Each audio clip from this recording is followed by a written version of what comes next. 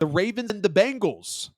The Ravens and the Bengals play a decent game, I feel like. The Ravens really had no sense in winning this football game. The Cincinnati Bengals had no sense in losing this football game, considering how injury riddled the Ravens were coming into this game. No J.K. Dobbins, no Marlon Humphrey, no Marcus Williams, no Tyler Linderbaum, and no Ronnie Staley. That is 5 key players. Obviously, we know that they lose J.K. Dobbins to the Achilles injury. But, I mean, the Ravens, they never trailed in this game. They controlled the pace of play really for most of this game. You got a big day from Lamar, 2 touchdowns, no picks, 24 of 33 with 237 yards. Also doing his thing on the ground, 12 carries for 54 yards.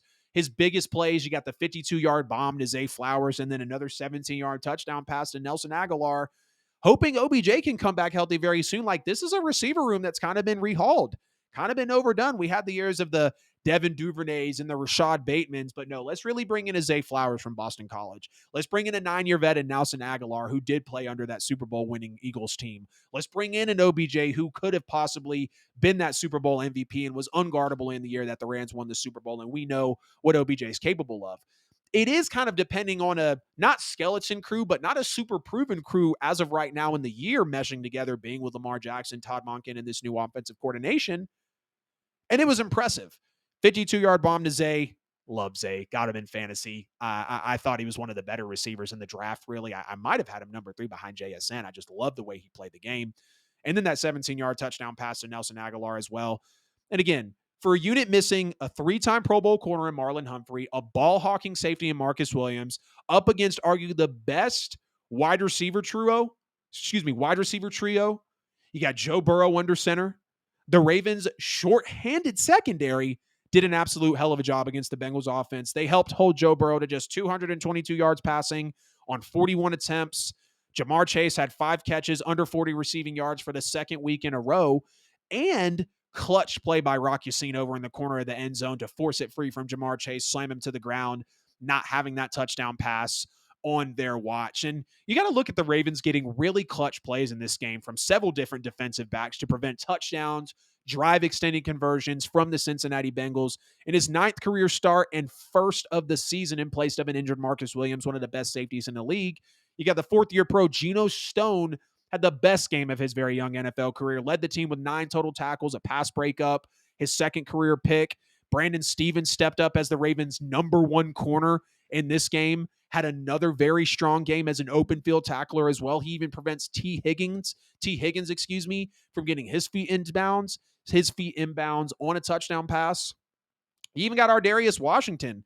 He got picked on at times in the nickel position, of course, and obviously his spots on where he played corner in the field. But overall, he finished with 5 total tackles, a pass breakup, and a quarterback hit on a blitz. Y'all give me a second. Got the dog clawing at the door. Come on. Let's go. Rotten. I knew you were going to do that because you were being indecisive before the show. Yeah, like always. You want to be indecisive and just have it your way. Well, it's mine and mommy's fault because we always let you have it your way. Yep. Now you're going to lay down right there. Yep. Right behind the monitor. Sports Dudes Hines Show. What's good, man? Good to see you in. Thank you for tapping into the show. Sorry that I had to get up there real quick, y'all. But again, Brandon Stevens, Geno Stone, Ardarius Washington, when you are missing a Marlon Humphrey, who's one of the best corners, when you're missing a Marcus Williams, who is one of the best safeties in the league, when they picked him up from New Orleans, they gave him that contract for a reason. And you're able to absolutely have your depth and your players in key moments definitely step in. You got, again, that clutch pass breakup by Rock Ya-Sin in this game. Literally ripped it out of Jamar Chase's hands. It looked like it was going to be a touchdown catch, and then he slams him to the ground. Even with an injured J.K. Dobbins, who was supposed to be the powerhouse of this running back room, of course, people were talking about not even picking or starting Gus Edwards and Justice Hill this week in fantasy for the Ravens because of them going up against the Bengals, losing J.K. Dobbins. Were they really going to be able to adjust? Well, they did. Season high, 178 rushing yards, joint effort from Gus Edwards and Justice Hill, and even some contributions from a pair of wide receivers in the run game as well. Justice Hill got the start, got 41 yards on 11 carries, and even Devin Duvernay had 15 yards on 3 jet sweeps, so clearly trying to incorporate him into a new part of that offense as well. Gus Edwards had those several key first downs in the game. Then he had that 5-yard rush to ice the game at the end, move the chains, first down, seal it away from the Cincinnati Bengals, finish the team's leading rusher on 62 yards, 10 carries, and the first points of the game there, speaking of Gus Edwards. But the Ravens O-line was so clean.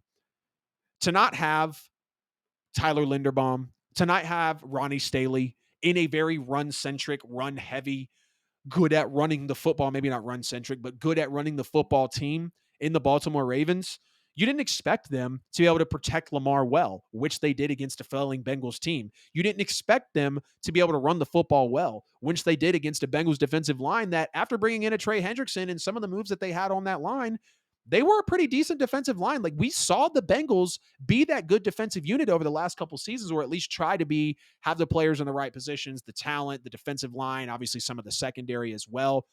But the Ravens played absolutely great in this game. I'm not going to say absolutely great. They played well considering the injuries and not having some of their key players, winning 27-24 on the road to stay undefeated after kind of a rough week one. You see Lamar Jackson go on Twitter, talk about how it wasn't a great week one for him. You're down 2 key O linemen, 2 key secondary players. You clamp Joe Burrow and the Bengals, which might not be much through 2 weeks of the year. You don't let them get to the quarterback. No sacks on Lamar Jackson. He was barely pressured. And I mean, what more can you say about the depth of the Baltimore Ravens stepping up? And again, the Bengals had no reason to lose this football game. None. Again, Ravens down all the people that they had. Joe Burrow tweaks his calf, unfortunately. They only score in the first half due to special teams. The Bengals have to adjust here. They have to be better. And I understand when you don't have your best player and your superstar quarterback play in preseason and he's dealing with a calf injury, that's going to show. I mean, maybe you can look at Zach Taylor some. Yeah, like, we know he's a good coach, but his job was in question before the Bengals started slipping this year. The Bengals had very, very high expectations coming in. Very high expectations coming in. So when you look at the fact that the Bengals had no reason to lose this game, and they do, that's why they're on my panic meter at 0-2. That is why the Cincinnati Bengals are not able to perform the way that they want to this year. Joe Burrow's injury, not playing in preseason, big contract. How's head coaching looking? I mean, the Bengals just have to get it together. They have some rust to shake off. They've started 0-2 again, past couple of seasons. They make the AFC Championship.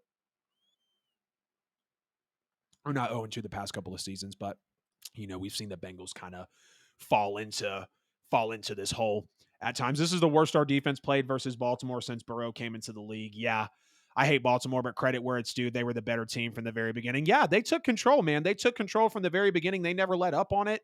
And ultimately, the Ravens really did deserve to win this football game. And there's no complaints about that, right? Like, the Ravens played well enough with a ton of injuries on the road in a divisional game, and they won close. So be it for them. Like, hats off to them, no doubt.